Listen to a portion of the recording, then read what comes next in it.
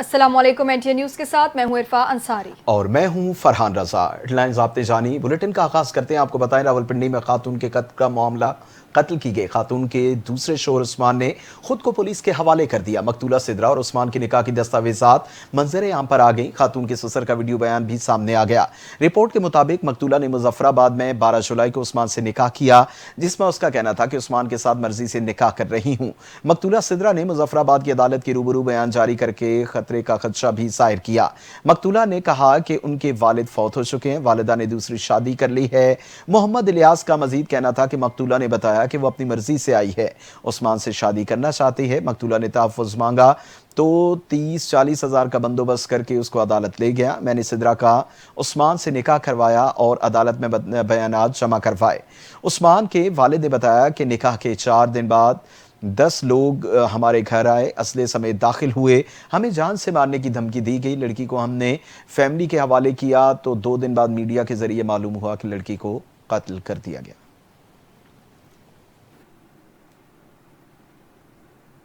سانحہ Swat inquiry report کی سفارشات پر عمل درآمد کے معاملے پر محکمہ داخلہ نے IG خیبر پختونخوا ذوالفقار حمید کو خط لکھ دیا ہے، جس میں کہا گیا سوات انکوائری رپورٹ میں سفارشات پر منوعاً عمل درآمد کیا جائے، سوات پولیس کی غفلت اور دفعہ 144 پر مکمل عمل درآمد نہ کرنے کی انکوائری کی جائے، متعلقہ افسران کے خلاف 60 دن میں کارروائی کی جائے اور 30 دن میں قانون و ضوابط میں خامیاں دور کر کے نیا نظام وضع کیا جائے، دریا کے کنارے عمارتوں اور سیفٹی کے لیے نیا ریگولیٹری فریم ورک 30 دن میں نافذ کیا جائے، پولیس کو دفعہ 144 کا سختی سے نفاذ یقینی بنانے کی ہدایت دی جائے، حساس مقامات پر پولیس کی نمایاں موجودگی اور وارننگ سائن بورڈ نصب کیے جائیں۔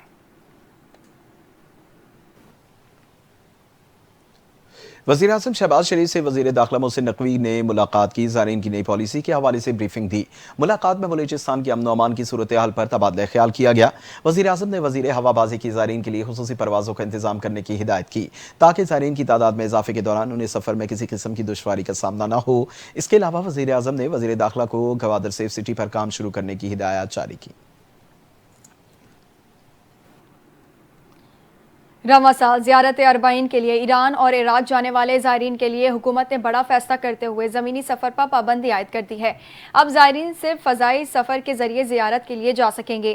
وزیر داخلہ محسن نقوی نے سماجی رابطے کی ویب سائٹ ایکس پر جاری بیان میں بتایا یہ فیصلہ وزارت خارجہ، بلوچستان حکومت اور سیکیورٹی اداروں کی باہمی مشاورت سے کیا گیا ہے۔ وزیر داخلہ کے مطابق اس اقدام کا مقصد زائرین کی حفاظت اور سہولت کو یقینی بنانا ہے۔ انہوں نے بتایا کہ وزیر اعظم کی ہدایت پر زائرین کے لیے پروازوں کی تعداد بڑھائی جائے گی تاکہ زیادہ سے زیادہ افراد کو سفری سہولت میسر آ سکے۔ PIA نے 8 اگست سے اربعین کے لیے خصوصی فلائٹ آپریشن کا اعلان کر دیا۔ PIA اربعین کے لیے پاکستانی نجف روانگی کے لیے خصوصی پروازیں 8 اگست سے 11 اگست تک چلائی۔ نجف سے پاکستان واپسی کی پروازیں 18 اگست تا 23 اگست تک چلیں گی۔ PIA نے اربعین کے خصوصی فلائٹ آپریشن کے لیے فی مسافر کرایہ $675 مقرر کیا۔ عراق جانے والے زائرین نے PIA سے کرایہ کم کرنے اور مزید اضافی پروازوں کو چلانے کی درخواست کی۔ پاکستان امریکہ کے ساتھ مضبوط تعلقات چاہتا ہے، ان تعلقات کو چین کے ساتھ دوستی کے تناظر میں نہ دیکھا جائے۔ نیو یارک میں پاکستانی کمیونٹی سے خطاب کرتے ہوئے وزیر خارجہ اسحاق ڈار کا کہنا تھا کہ بیرون ملک مقیم پاکستانی ملک کا سرمایہ ہے، حکومتی کوششوں کی بدولت معیشت میں نمایاں بہتری آئی۔ PTI حکومت مزید 6 ماہ چلتی تو ملک ڈیفالٹ کر جاتا، موجودہ حکومت نے ملک کو ڈیفالٹ سے بچایا۔ PTI حکومت مزید 6 ماہ رہتی تو ملک ڈیفالٹ کر چکا ہوتا۔ ملک میں معاشی استحکام آ چکا ہے، ہمارا ہدف پاکستان کو G20 میں شامل کرنا ہے، ملک سے دہشت گردی کے عناصر کے مکمل خاتمے کے لیے پرعزم ہے۔ دورہ افغانستان کے دوران تمام امور پر بات کی، افغانستان سے کہا کہ اپنی سرزمین پاکستان کے خلاف استعمال نہ ہونے دے، ہم افغانستان کے خیر خواہ ہیں، ان کی ترقی و خوشحالی چاہتے ہیں۔ کمانڈر بلوچستان کو لیفٹیننٹ جنرل راحت نسیم احمد خان نے بلوچستان کے مختلف یونیورسٹیز کے طلباء و طالبات کے ساتھ خصوصی نشست کی۔ اس کے نشست کے دوران شرکاء کو بلوچستان کے بارے میں تفصیلی بریفنگ دی گئی اور تازہ ترین پیش رفت کے بارے میں آگاہ کیا گیا۔ شرکاء نے کور کمانڈر بلوچستان سے سوالات کیے، کور کمانڈر بلوچستان نے تمام سوالات کے مدلل اور تفصیلی جوابات دیے۔ شرکاء نے کور کمانڈر بلوچستان کے جوابات پر اطمینان کا اظہار کیا۔ دوسری جانب وفاقی وزیر داخلہ محسن نقوی نے کہا ہے ایف سی بلوچستان نارتھ کے قیام امن کے لیے قربانیاں انمٹ ہیں۔ وفاقی وزیر داخلہ نے ہیڈ کوارٹرز نارتھ فرنٹیئر کور بلوچستان کا دورہ کیا۔ ایف سی بلوچستان نارتھ کے چاقو چوبند دستے نے سلامی پیش کی۔ فرنٹیئر کور بلوچستان نارتھ کے آئی جی میجر جنرل عابد مظہر نے وفاقی وزیر داخلہ محسن نقوی کا افسران سے تعارف کرایا۔ وفاقی وزیر داخلہ محسن نقوی نے یادگار شہداء پر حاضری دی، پھول رکھے اور فاتح خوانی کی۔ انہوں نے ایف سی بلوچستان نارتھ کے شہداء کے درجات کی بلندی کے لیے دعا کی، جبکہ شہداء کی قربانیوں کو خراج عقیدت پیش کیا۔ I G F C Balochistan north major general Abid Mazhar نے فورس کی تربیت اور پیشہ ورانہ صلاحیتوں کے بارے میں بریفنگ دی۔ وفاقی وزیر داخلہ محسن نقوی نے بلوچستان میں قیام امن کے لیے فرنٹیئر کور نارتھ کے گراں قدر خدمات کو سراہا۔ انہوں نے کہا کہ فتنہ ہندوستان کے مذموم مزاحم ناکام بنانے میں اس فورس کے افسروں اور جوانوں نے شجاعت کی تاریخ رقم کی ہے۔ فرنٹیئر کور بلوچستان نارتھ کے افسران اور جوانوں کی پیشہ ورانہ مہارت اور بہادری پر ناز ہے۔ قومی کھلاڑیوں کے لیے بڑی خوشخبری سامنے آ گئی۔ وزیر اعظم شہباز شریف نے کھیلوں کے میدان میں ملک کا نام روشن کرنے والے قومی ہیروز کے لیے انعامی رقم میں اضافے کا فیصلہ کر لیا۔ اولمپک گیمز میں گولڈ میڈل جیتنے والے ایتھلیٹکس کو 3 کروڑ روپے انعام دیا جائے گا، جو پہلے صرف 1 کروڑ تھا۔ سلور میڈل جیتنے والوں کو 2 کروڑ اور برونز میڈل جیتنے والوں کو 1 کروڑ روپے دیے جائیں گے۔ حکومتی فیصلے کے مطابق ونٹر اولمپکس اور ایشین گیمز میں گولڈ میڈل جیتنے والوں کو 1 کروڑ روپے انعام دیا جائے گا، جبکہ پیرا اولمپک گیمز کے گولڈ میڈلسٹ کے لیے یہی رقم مقرر کی گئی ہے۔ ایشین گیمز میں گولڈ میڈل پر 1 کروڑ، سلور میڈل پر 70 لاکھ، برونز میڈل پر 50 لاکھ روپے دیے جائیں گے۔ کامن ویلتھ گیمز میں گولڈ میڈل جیتنے پر 75 لاکھ، جبکہ اسلامی گیمز میں گولڈ میڈل جیتنے پر 50 لاکھ روپے انعام رکھا گیا۔ برٹش جونیئر اور یو ایس اوپن جونیئر جیتنے والے کھلاڑیوں کو 1 کروڑ روپے دیے جائیں گے۔ انڈر گیمز میں گولڈ میڈل جیتنے پر 20 لاکھ اور گولڈ میڈل پر 10 لاکھ روپے دیے جائیں گے۔ یوتھ اولمپکس کے گولڈ میڈلسٹ کو 50 لاکھ اور چیمپئن شپ جیتنے والوں کو 75 لاکھ دیے جائیں گے۔ وزیر اعلیٰ پنجاب مریم نواز کی زیر صدارت اجلاس میں پنجاب بھر میں مزید 136 ویسٹ ڈسپوزل پوائنٹس بنانے پر اتفاق کیا گیا ہے۔ اجلاس میں ستھرا پنجاب پروجیکٹ سے متعلق بریفنگ دی گئی، جس میں کہا گیا کہ عالمی بینک اور دیگر ممالک نے پروجیکٹ میں سرمایہ کاری کے لیے دلچسپی کا اظہار کیا۔ اجلاس میں ستھرا پنجاب پروجیکٹ کے تحت ای انوائس اور سینیٹیشن فیس کی ای بلنگ پر بھی بریفنگ دی گئی۔ مریم نواز نے کہا کہ ستھرا پنجاب پروگرام کامیابی سے جاری ہے، چند اضلاع میں صفائی سے متعلق شکایات کا ازالہ کریں گے، درست کام نہ کرنے والے کانٹریکٹر کو باہر نکال دیں گے۔ انہوں نے ہدایت دیتے ہوئے کہا کہ لوگوں کی توقعات کی طرح پرفارمنس کو بھی بڑھانا ہے، سیف سٹی کیمروں کو صفائی کے صورتحال جانچنے کے لیے استعمال کیا جائے۔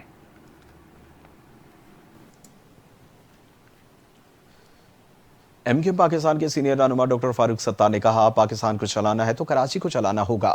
میڈیا سے گفتگو کرتے ہوئے فاروق ستار نے کہا کہ شہر قائد میں ٹریفک پولیس بھتہ لے رہی ہے۔ کون سا ادارہ بچا ہے جو کرپشن جیسی علت سے بچا ہوا ہے؟ شہر میں عوام کے ساتھ سوتیلی ماں جیسا سلوک کیا جا رہا ہے۔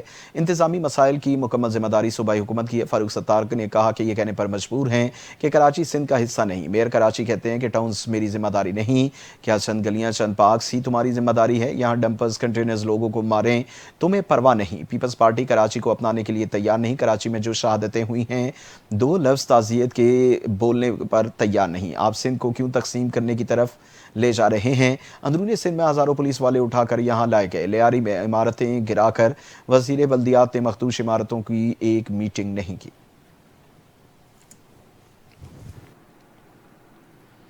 عالمی بینک کے وفد کا یلو لائن BRT منصوبے کے سائٹ آفس اور جام صادق پل کے قریب جاری تعمیراتی کام کا دورہ۔ سینئر وزیر شرجیل میمن نے وفد کو یلو لائن BRT کے حوالے سے تفصیلی بریفنگ دی۔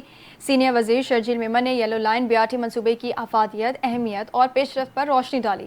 شرجیل میمن نے کہا کہ یلو لائن BRT کراچی کا ایک اسٹریٹجک اور ویژنری منصوبہ ہے، جس کا مقصد عوام کو تیز، سستی اور محفوظ سفری سہولت دینا ہے۔ منصوبہ شارع نور جہاں سے کرنگی انڈسٹریل ایریا اور لانڈی تک محیط ہوگا۔ روزانہ لاکھوں افراد مستفید ہوں گے۔ یلو لائن نہ صرف شہریوں کی نقل و حرکت کو بہتر بنائے گی بلکہ معاشی سرگرمیوں کو بھی فروغ دے گی۔ یہ صرف ٹرانسپورٹ نہیں، یہ سماجی انقلاب کی بنیاد ہے۔ وفد کا پبلک پرائیویٹ پارٹنرشپ ماڈل پر بھی دلچسپی کا اظہار، حکومت سندھ کے اقدامات کو مثبت قرار دیا۔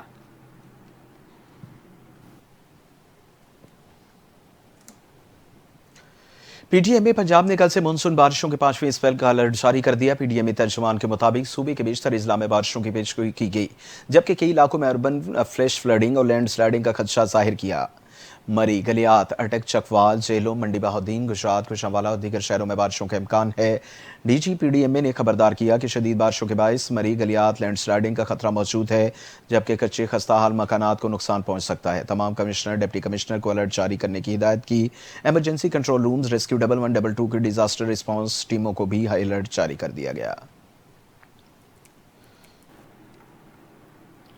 बाबूसर में लैंड स्लाइडिंग के नतीजे में लापता होने वाली एक और खातून की लाश बरामद हो गई है। जाम बहक अफराद की मजमूई तादाद 10 हो गई है। मुतासर अफराद की तलाश के लिए सुराख रसा कुत्तों और जदीद टेक्नोलॉजी की मदद ली जा रही है, जबकि पाक फौज और दीगर इदारों की मुआवनत से सर्च एंड रेस्क्यू ऑपरेशन तेजी से जारी है। चलास में लैंड स्लाइडिंग से लापता एक और खातून की लाश बरामद हो गई है, जिसके साथ जाम बहक अफराद की तादाद 10 हो गई है। मुतासर इलाके गांजे के पसमानदा गाँव कंदूस में क्लाउड बर्स्ट के बायस तबाही का मंजर है। दीगर इदारे भी पाक फौज के साथ मिलकर इमदादी कार्रवाइयां कर रहे हैं। बाबूसर से जलखड़ रोड की बहाली का काम भी तेजी से जारी है, ताकि मुतासर इलाकों तक रसाई मुमकिन हो सके। अब तक 6 सयाहों समेत कुल 10 अफराद के जाम बहक होने की तस्दीक हो चुकी है। नेशनल डिजास्टर मैनेजमेंट अथॉरिटी ने हालिया मानसून बारिशों के दौरान होने वाले जानी नुकसान की रिपोर्ट जारी कर दी। NTMA के मुताबिक 26 जून से अब तक मुख्तलिफ वाक़यात में 271 अफराद जाँ बहक हुए। 24 घंटे के दौरान बारिश और सैलाबी सूरत हाल के पेश नज़र 6 अफराद लुक़्मे अजल बने। रिपोर्ट के मुताबिक 24 घंटों के दौरान मुल्क भर में मुख्तलिफ वाक़यात में 22 अफराद जख्मी। 26 जून से अब तक बारिशों के दौरान 655 अफराद जख्मी हुए। NDMA ने बताया कि अमवात की सैलाबी रेलों में डूबने और घरों की छतें गिरने के बायस हुई।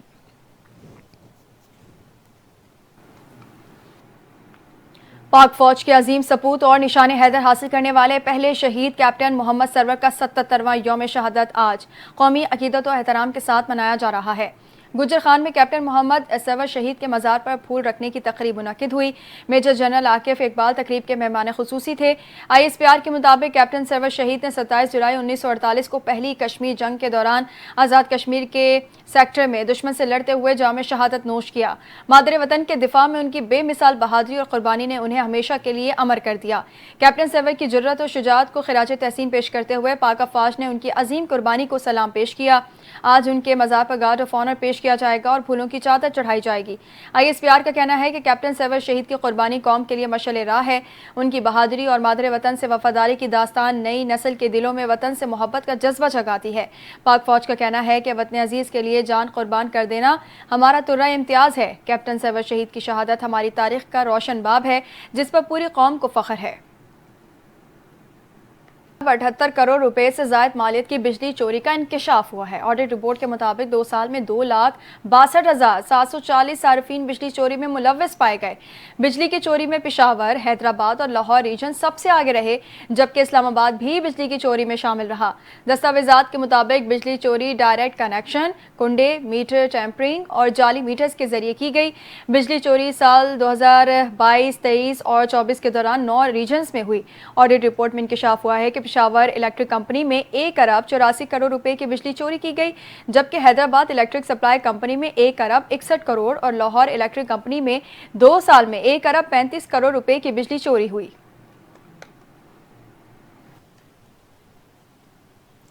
मुल्क में पोलियो के 3 नए केसेस सामने आ गए। कौमी इदारे सेहत ने लकी बरवज शुमाली वजीरिस्तान उमरकोट में एक केस रिपोर्ट किया और 3 नए केसेस रिपोर्ट होने के बाद रवां साल मुल्क में पोलियो केसेस की तादाद 17 हो गई। अब तक खैबर पख्तूनख्वा से 10, सिंध से 5, पंजाब और गिलगित बल्तिस्तान से एक केस रिपोर्ट किया जा चुका है। फिल वक्त इतना ही। मजीद खबरों और अपडेट्स के लिए NTA न्यूज़ के साथ रहिए।